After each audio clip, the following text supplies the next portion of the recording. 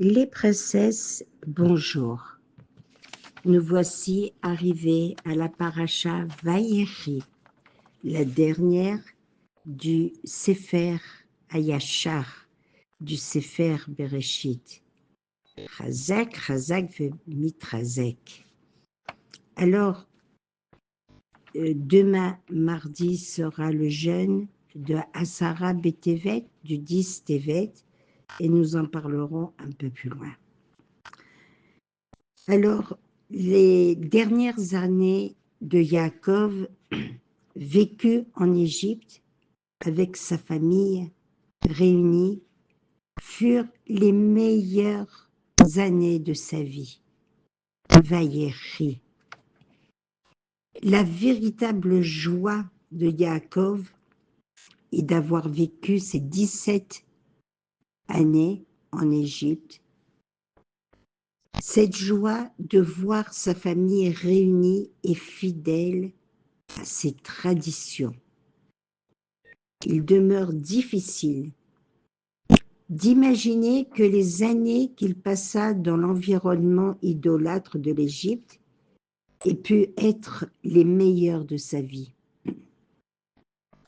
La réponse à cette énigme est que, comme mentionné avant, Yaakov avait envoyé Yehuda pour mettre en place une yeshiva à Goshem en Égypte. Yaakov fit ainsi en sorte que lui-même et ses descendants demeureraient à l'abri des influences nocives de la société corrompue de l'Égypte. En outre, en résistant aux tentations de l'Égypte, les enfants de Yaakov accédèrent à un degré d'épanouissement que seul le fait de surmonter des épreuves peut conférer. Telle est la raison pour laquelle les meilleures années de Yaakov furent celles qu'il vécut en Égypte. Car c'est seulement là-bas qu'il put vérifier que ses enfants avaient pleinement suivi ses enseignements moraux et ses recommandations. Il savait désormais que la mission divine initiée par son grand-père Abraham se poursuivait. De même, nous nous trouvons souvent en Égypte, dans des lieux de ténèbres spirituelles, à l'image de Yaakov et de sa famille, à travers l'étude de la Torah. Nous demeurons à l'abri de l'obscurité de l'Égypte, allant même jusqu'à y révéler Hachem, Akadosh Baruch Hu. La conclusion de Vaïri, la vie, Shabbat Chazak. Le juif est appelé Chaim, Torah Chaim. C'est ce que nous devons retenir de cette paracha, la vie éternelle de Yaakov. La Torah est notre vie, notre vitalité. De mon étude amène de la vitalité dans tout le monde. Je voudrais présentement vous raconter une histoire. Et je vous recommande, s'il vous plaît, d'en écouter chaque mot et d'essayer de les comprendre pour que je ne sois pas amenée à revenir sur les mots.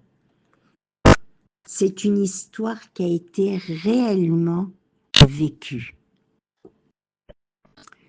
Le 26 juin 1997, une violente collision se produit entre le véhicule conduit par Sharon Narchoni, en route pour sa base militaire et un semi-remorque roulant en sens inverse.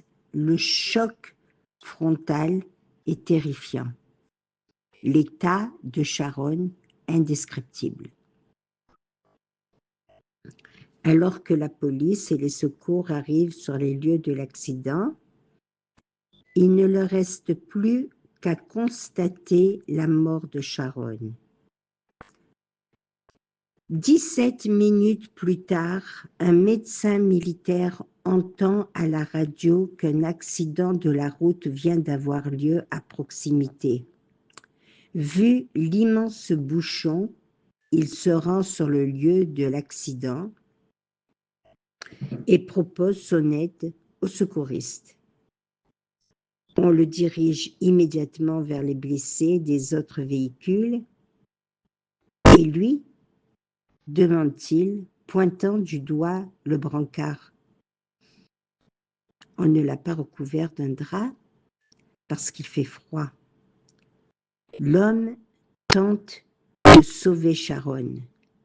Après une intervention de fortune, Sharon finit par tousser et son pouls est faible mais reprend. Lorsque des mois plus tard, Sharon explique à Rabbi David Abirsera qu'il ne parvient pas à retrouver l'homme qui lui a sauvé la vie, le Rav lui répond « Tu ne pourras pas le retrouver. Rares sont ceux qui le méritent.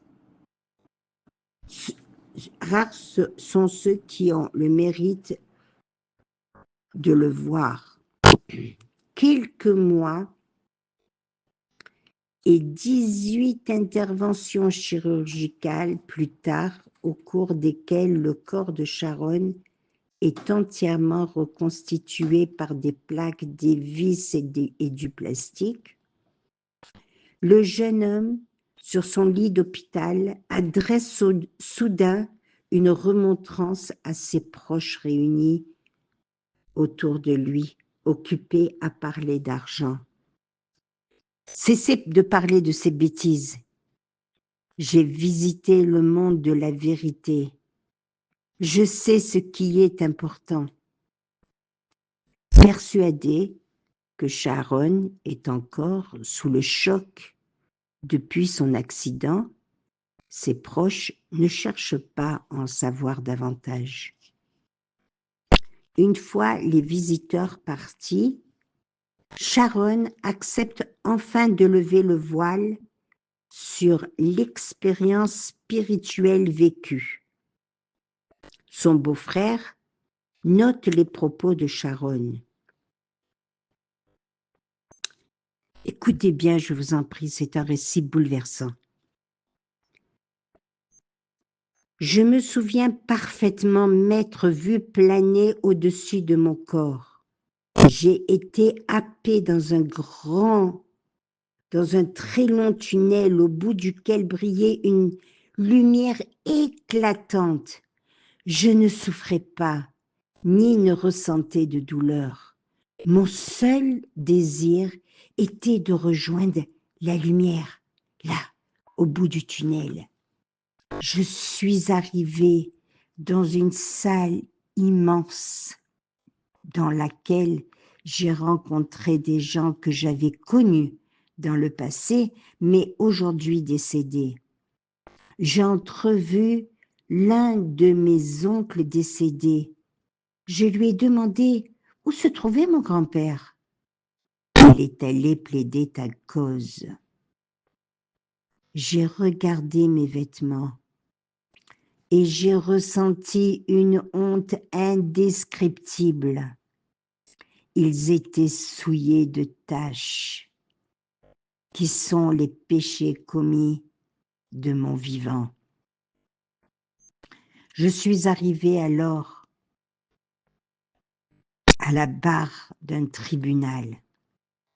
Devant moi, toujours cette lumière intense, avec de chaque côté deux autres lumières moins fortes. On m'a posé 3 questions. As-tu exercé ta profession avec foi? As-tu fixé du temps pour l'étude de la Torah? As-tu espéré en la Géoula, en la délivrance?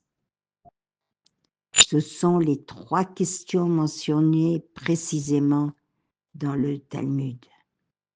Seules les 2 lumières, le bien et le mal, faisaient entendre leur voix, tantôt pour détailler mes mérites, tantôt pour m'accuser. Face aux accusations lancées contre moi, impossible de nier. Le film de ma vie était projeté face à toutes les âmes présentes. J'étais en proie à une honte insoutenable. Mais les péchés sur lesquels j'avais fait teshuva de mon vivant n'ont pas été évoqués du tout. Je me suis vue notamment reprocher ma conduite avec l'un de mes collègues au travail, d'avoir passé un appel chez ma grand-mère sans sa permission, d'avoir promis à la synagogue un don et de ne pas l'avoir fait, d'avoir manqué de respect envers mes parents, de manquer d'humilité. Pourquoi as-tu accroché chez toi la lettre de remerciement pour le don fait à tel yeshiva? D'avoir écouté et dit du Lachon Hara, c'est l'une des fautes au sujet desquelles on fait montre d'une rigueur extrême au tribunal céleste. De ne pas avoir été pointilleux au sujet de la pureté familiale, etc. On m'a expliqué l'importance de réciter les brachot avec ferveur, en pensant à chaque mot. On m'a expliqué combien les hommes méprisent certaines mitzvot, alors que ce sont de véritables joyaux qui peuvent le sauver. L'importance d'accomplir les mitzvot sans ostentation, car cela les vide de leur substance. Ce fut autour du bien de prendre la parole. Il est possible de décrire le pouvoir qu'ont certaines mitzvot. J'ai béni chaque instant que j'ai passé, revêtu du talit katan. J'avais pris sur moi d'accomplir cette mitzvah 1 mois avant mon accident, et les mérites que j'en ai tirés sont inquantifiables. Le mérite du respect du Shabbat, du respect témoigné à son conjoint, de l'aide prodiguée à autrui ou de réjouir les mariés est immense. 4 grands rabbanim étaient présents pour ma défense. Tous étaient vivants à l'époque de mon accident, mais ils étaient bien là au tribunal céleste. Rav Kadouri, Rav David Batsri, Rav Yoram Abergel et Rav Mordechai Eliaou. J'ai pu rencontrer ces tzadikim après mon accident.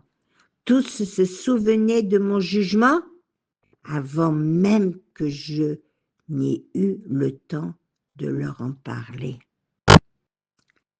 À la fin du procès, il s'est avéré que la balance de bonnes et de mauvaises actions était en parfait équilibre. Rav Mordechai Eliaou a proposé d'offrir le mérite de l'une de ces mitzvot pour faire pencher ma balance du bon côté. Sa proposition a été acceptée et j'ai eu le droit de revenir à la vie. Une voix terrifiante me demanda si j'étais prêt à prendre sur moi certains engagements. J'ai répondu par l'affirmative. Quelques instants après, je me suis réveillée dans mon corps, alors que l'on me transportait vers l'hôpital en ambulance. Sharon ponctue son récit de nombreux détails qui permettent d'en assurer la véracité. Je sais aujourd'hui avec certitude que cette vie ressemble à un couloir menant au palais du roi. Le but est de faire en sorte que nos vêtements restent propres pour pénétrer dans le palais de manière la plus convenable qui soit. Et que répond-il à ceux qui nient la survivance de l'âme après la mort? Ce serait dommage qu'ils y soient envoyés pour vérifier par eux-mêmes, dit-il, non sans une pointe d'humour. Très bonne journée, les princesses. Que Dieu vous protège et vous bénisse.